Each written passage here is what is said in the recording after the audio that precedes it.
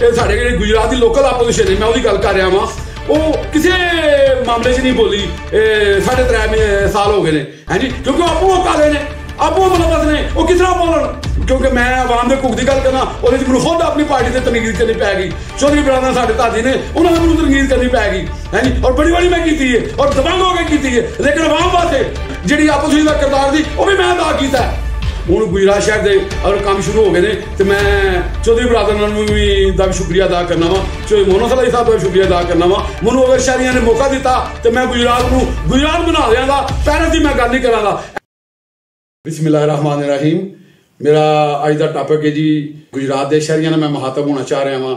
कुछ issue बलदियाती election शुरू हो रहे हैं अगले 4-5 महीने तो उस इशू से मैं अपने शहरियों का मुखातब होना चाहना वा। मैं हमेशा शहरियों के हुकूक की गल की है, अज तो 2.5-3 साल तो मैं हर शोबे की गल की है, चाहे वह किसान है, चाहे वह रेहड़ी बान है, चाहे वह फैक्ट्री ऑनर है, चाहे वह दुकानदार है।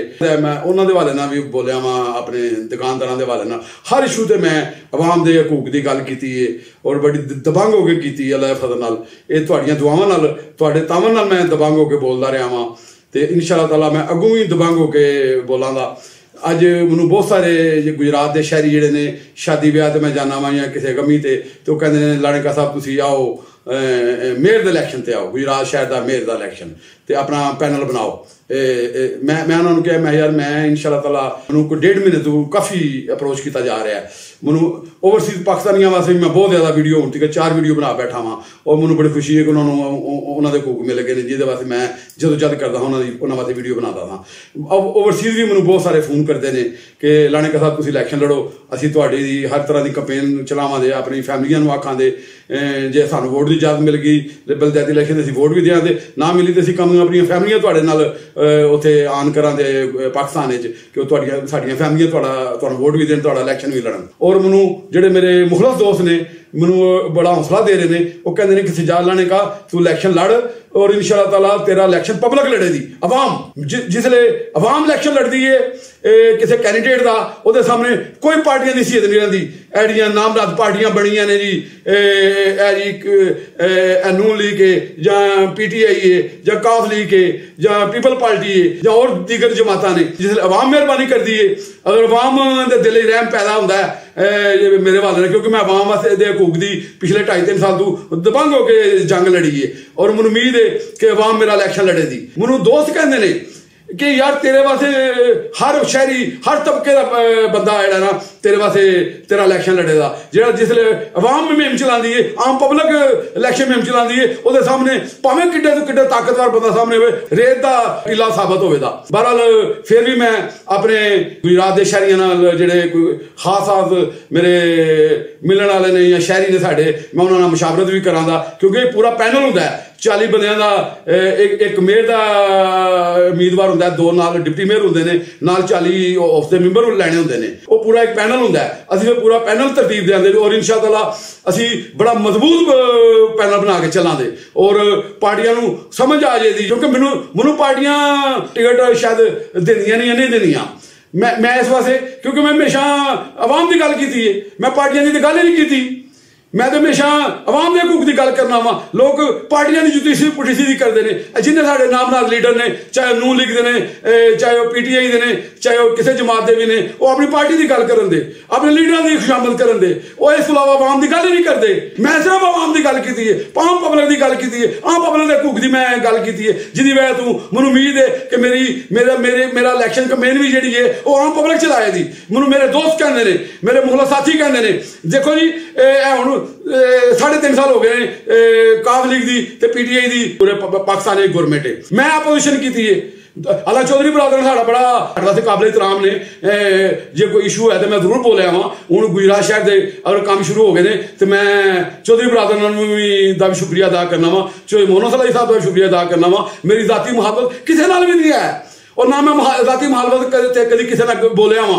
शायद मेरी जाती किसी का मुहालत हो तो मैं कभी भी ना वीडियो बनावा, वो बदअंती है, वो मेरी खानदानी बैकग्राउंड नहीं जात देती, मैं किसी ने ब्लैकमेल करा या अपनी जाती रंजिश वास्ते किसी मैं मीडिया चला, मेरे ये ना परसनैलिटी जात देती है ना मेरी फैमिली बैकग्राउंड जात देती है।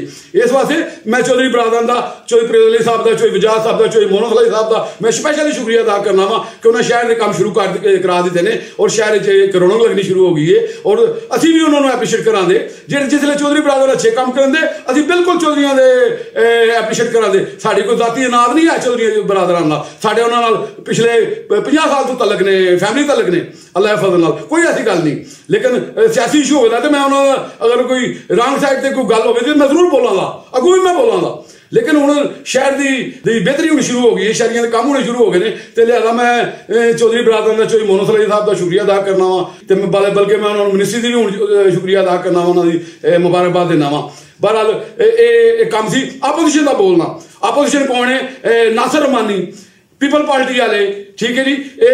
आपोजिशन क्योंकि साढ़े जेह्ड़े गुजरात की लोकल आपोजिशन है, मैं उसकी गल कर रहा वां, वो किसी मामले च नहीं बोली 3.5 साल हो गए हैं, है जी, क्योंकि आपू वो काले ने, आपू मुलवस ने, वो किस तरह बोलन। नासिर रहमानी भी कहता सी मैं गुजरात शहर को पैरिस बना देंगा, उस बाद साड़ी मौजूदा गौरमेंट है इन्होंने भी आख्या असं गुजरात शहर को पैरिस बना देंगे और किसी भी ने गुजरात को पैरिस बनाया। लेकिन मैं इंशाअल्लाह ताला मैनू अगर शहरियों ने मौका दिता तो मैं गुजरात को गुजरात बना देंगा, पैरिस की मैं गल नहीं करांगा। इलैक्शन के दिन ही तुहाडे नाल लोग गल्लां करन दे जी असीं समान ते तारे लावां दे जिस इलैक्शन हो जाते हैं वो तुहानूं लभदे भी नहीं, उन्हें लभना भी नहीं तुहानूं। पिछली भी हिस्ट्री है भाई आपोजिशन का काम सी वो बोल दी शहर के हवाले नाल या होर इशू ते बोल दी, करप्शन के इशू ते बोल दी, लेकिन आपोजिशन की समझ लो मां मरी है। पिछले 4 साल तू नासिर रहमानी जिसले MPSC या मेयर सी तो बड़ा दन दनांदा सी, बड़ियां पाड़ियां मारते सारे लोग, है जी। हुण कित्थे गए ने? खुड्डे लैन लगे ने। इन्होंने तफीक नहीं हुई कि आवाम दे भुख दी गल करिए। आपोजिशन जिहड़ी आपोजिशन का किरदार सी वो भी मैं अदा कीता है।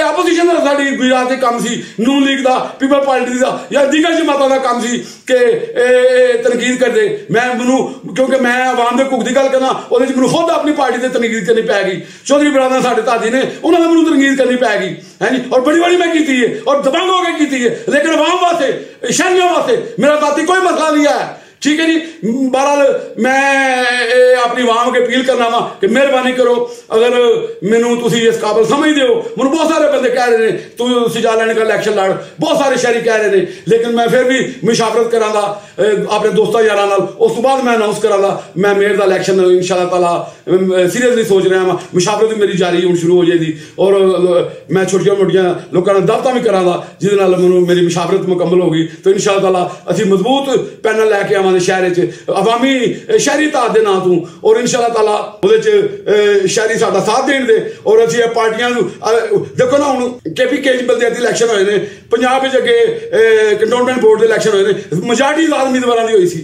लोग उन पार्टियों डिस्टर्ब ने, पार्टियां लोग फर्क करना चाहते हैं, पार्टियां ने कुछ भी आवाम दिते आ। इस वास्ते अवाम हुण बंदे वेखे जी किहड़े बंदे सही ने, ते भावें आजाद उम्मीदवार ने भावें किसी पार्टी के उम्मीदवार ने, लोग उन्होंने वोट दे दी जिहड़े बेहतर बंदे ने, ठीक है जी। और इंशाअल्लाह ताला असीं भी बेहतर पैनल लैके आवांगे शहरी ताकत दे नां तू और इलैक्शन फिर बाद अनाउंस करा दे मेयर दे इलैक्शन बलदियाती इलैक्शन वास्ते। मैनू मेरी आवाम के अपील है कि आवाम मेरे वास्ते नरम गोशा रखती है तो करे, खबर इंतजार करे, अपने कमेंट्स इंतजार करे, अपनी पोस्टा चढ़न, मेहरबानी करन, मैनू पता लगे अवाम मेरे नाल तावन करेगी, ठीक है जी। और मैं इंशाअल्लाह ताला गुजरात शहर नूं पैरिस ते नहीं मैं कहंदा अज पिछली गौरमेंट नासिर रहमानी ने आख्या सी पैरिस बनावांगे, इस गौरमेंट ने भी आख्या सी पैरिस बनावांगे, पैरिस नहीं बनाया। मैं इंशाअल्लाह ताला गुजरात नूं गुजरात का मतलब बना देंगा, सही गुजरात नूं गुजरात बना देंगा। पाक फौज जिंदाबाद, पाकिस्तान जिंदाबाद।